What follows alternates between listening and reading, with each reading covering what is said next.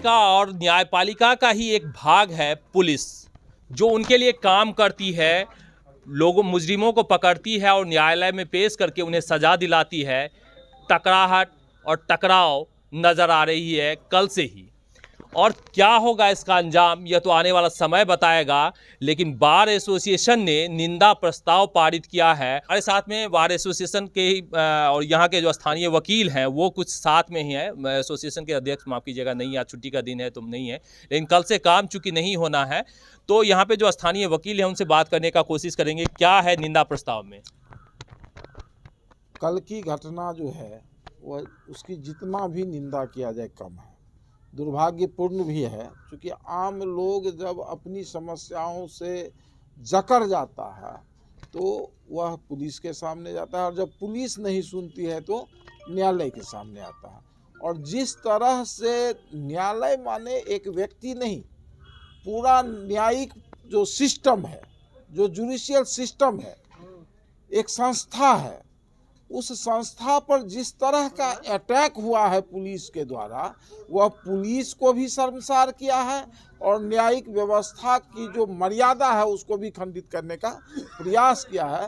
Jhanjharpur bar association के हम लोगों के आदरणीय सचिव महोदय ने रात में ही निर्णय लिया कि हम लोग निंदा प्रस्ताव पारित किए हैं बार एसोसिएशन की ओर से कि इस घटना की हम निंदा करते हैं।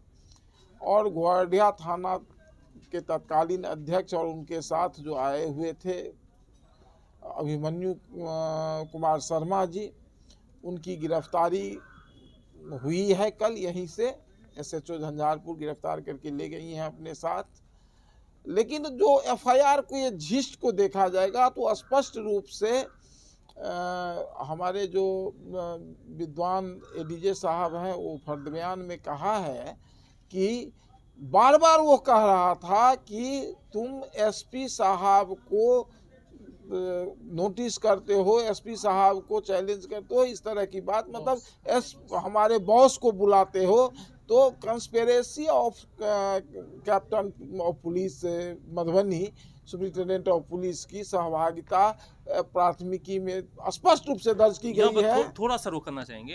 अविनाश कुमार का जो निर्णय था वो काफ़ी ज़्यादा सुर्खियों में रहा भी है, आप सोशल भी कह सकते हैं, लेकिन हाई कोर्ट को ये उनके जो निर्णय होते थे वो काफ़ी ज़्यादा पसंद नहीं हुआ और इसी कारण से जो है उन पे जो न्यायिक काम है उस पर प्रतिबंध लगा दिया।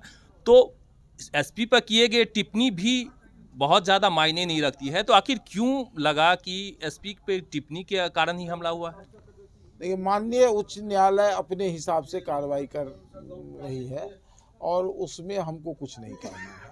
माननीय उच्च न्यायालय को जो उचित लगेगा वो, लेकिन इसका मतलब ये नहीं होता है कि न्यायिक प्रकोष्ठ में बैठे हुए किसी पीठासीन पदाधिकारी के ऊपर आप पिस्टल तान देंगे, उसको गोली मारने की धमकी देंगे या गोली मारने का प्रयास अच्छा, क्या करने गए थे थाना प्रभारी वहां पे, उनके से क्या करने गए थे? जैसी की जानकारी है कि वो अनुमंडल न्यायिक सेवा, विधिक सेवा प्राधिकरण जो होता है उसके अध्यक्ष भी होते हैं। इस नाते उनको ग्वारिया थाना के ही भोली रही निवासी श्रीमती उषा देवी के द्वारा एक आवेदन दिया गया कि थाना अध्यक्ष ग्वारिया के द्वारा उनको, उनके परिवार को, उसके वृद्ध सास ससुर को, हस्बैंड को प्रताड़ित किया जाता है और तरह तरह के झूठे मुकदमे में फंसाया जाता है। और इसी आलोक में उनका पक्ष जानने के लिए कि फैक्ट्स क्या है, थाना अध्यक्ष ग्वारिया को बुलाया गया था, जो जानकारी मिली है। और उसी क्रम में ये घटना घटी। लेकिन ये तो एक बहाना था, ये पहले से उनका मन बना हुआ। विधिक प्राधिकरण में कितने सदस्य होते हैं और क्या उस समय सारे सदस्य मौजूद थे वहाँ पे? विधिक प्राधिकरण के अध्यक्ष होते हैं एडीजे साहब जो झंझारपुर में, डिस्ट्रिक्ट में डिस्ट्रिक्ट जज होते हैं और अनुमंडल में होते हैं, लेकिन दो सदस्य भी होते हैं उनके, तो क्या दोनों सदस्य साथ में थे? इस बात की जानकारी मुझे नहीं है, लेकिन शायद नहीं थे। और यह ज़्यादा बेहतर होगा कि संबंधित पदाधिकारी से आप जानें। कोर्ट का पक्ष, चूंकि हमें तो अभी ना तो पुलिस की तरफ से कोई पक्ष मिल रहा है, ना ही कोर्ट का कोई पक्ष मिल रहा है। यहाँ पे तो जीपी भी नहीं है, मधुबनी जिला में रहते हैं, तो यहाँ पे आप लोगों के थ्रू या फिर अन्य स्रोतों से ही जानकारी मिल पाती है। जो जानकारी हमारे पास है, तो क्या न्याय संगत की बात आप करते हैं तो न्याय संगत में तो जो जब न्यायिक प्राधिकरण की बात होती है तो सभी सदस्य साथ होना चाहिए, तो साथ नहीं थे। अब मैं तो उस समय में कक्ष में बैठा हुआ नहीं था, घटना घटने के बाद हम लोग इन किए हैं, और घटना का जो स्वरूप हमने देखा, मैंने पहले भी आपको कहा कि काम करने के तरीके में मतभेद हो सकते हैं, लेकिन मर्यादाएं बनी रहेगी, यह भी आवश्यक है।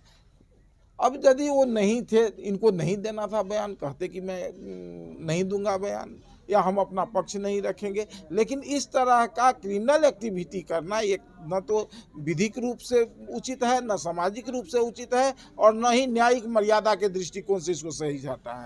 आप भी वकील हैं। अच्छा, एक सवाल आपसे भी बनता है, मतलब हर न्यायालय में सीसीटीवी कैमरा लगे हुए हैं, और जिस तरह से कल विवाद हुआ, खास करके चूंकि बहुत बड़ा विवाद है, न्यायिक प्रक्रिया से जुड़े हुए दोनों पार्ट हैं, एक न्यायिक जो न्यायालय के जो मेन अंग हैं उसके जो पार्ट हैं, दोनों में लड़ाई हुई तो काफ़ी ज़्यादा लोगों के बीच में चर्चाएं हैं, और सीसीटीवी हर न्यायालय में है, तो वो सीसीटीवी फुटेज क्यों नहीं सार्वजनिक की जा रही है? ये तो पुलिस से पूछिएगा, ये तो पुलिस से पूछिएगा। तो जांच से पता चलेगा, जो चैम्बर में सीसीटीवी है या नहीं है, ये तो जांच से पता चलेगा।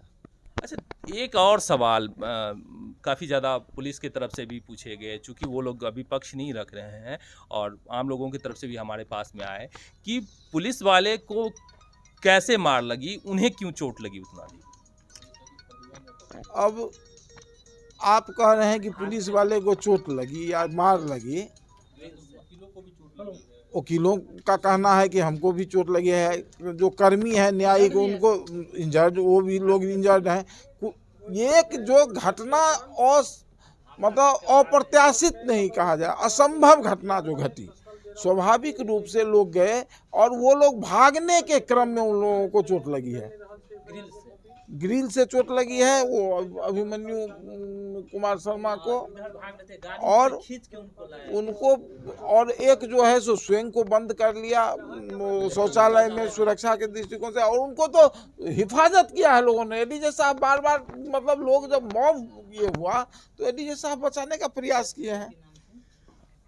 ये थे जो बार एसोसिएशन के ये लोग अधिवक्ता है, यहाँ पे प्रैक्टिस करते हैं। इन्होंने जो कुछ हद तक बताने का प्रयास किया जो कि कल की घटनाओं के बारे में, लेकिन बड़ा सवाल यह है, जब न्यायिक प्रक्रिया ही आपस में उलझ जाएगी, जब न्याय व्यवस्था के दो सिपासलार ही आपस में उलझ जाएंगे, तो उन जनताओं को न्याय कौन देगा जो आशा भरी निगाहों से न्यायालय के तरफ और पुलिस के तरफ देखती है जब भी उनके ऊपर में कोई आसमानी बिजली गिरती है, कोई भी गुंडा परेशान करता है, कोई भी ज़मीनी विवाद छिड़ता है, तो उनकी निगाहें सिर्फ इन दोनों के तरफ रहती है, और जब ये दोनों उलझ गए तो उन्हें कौन न्याय देगा, सवाल यहाँ पे जाके खड़ा होता है। मिलते हैं फिर अगले वीडियो में, तब तक के लिए चाहेंगे इजाज़त।